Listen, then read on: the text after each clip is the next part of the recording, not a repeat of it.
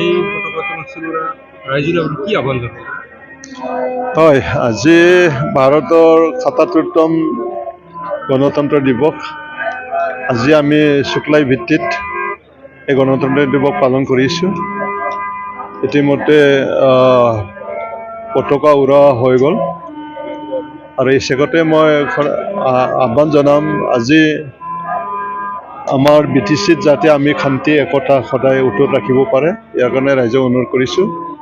আজি গণতন্ত্ৰ দিৱস উপলক্ষে আজি ভাৰতৰ ৰাষ্ট্ৰপতি দ্ৰৌপদী মুৰ্মু ডাঙৰীয়াই কৰ্তব্য পথত ইতিমধ্যে পতাকা উৰাইছে আৰু তেনেকৈ ভাৰতবৰ্ষৰ বিভিন্ন ৰাজ্যত এই গণতন্ত্ৰ দিৱস পালন কৰা হয় আৰু হিচাপে আমি শুক্লাইটো কৰিছোঁ।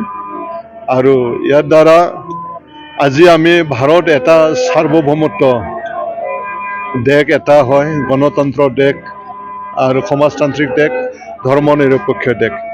গতিকে ভাৰত আজি বহু আগলৈ আজি গতি কৰিছে।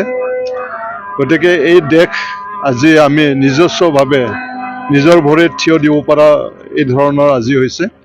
গতিকে এই দেশৰ নাগৰিক সদায় আমি শান্তি থাকিব লাগিব।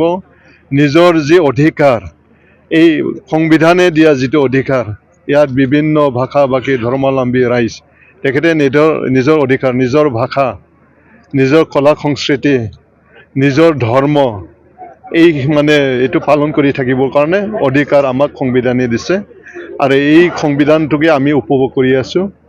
আৰু আমি যদি একতা থাকোঁ তেতিয়াহে আমি আগুৱাই যাব পাৰিম। ধন্যবাদ।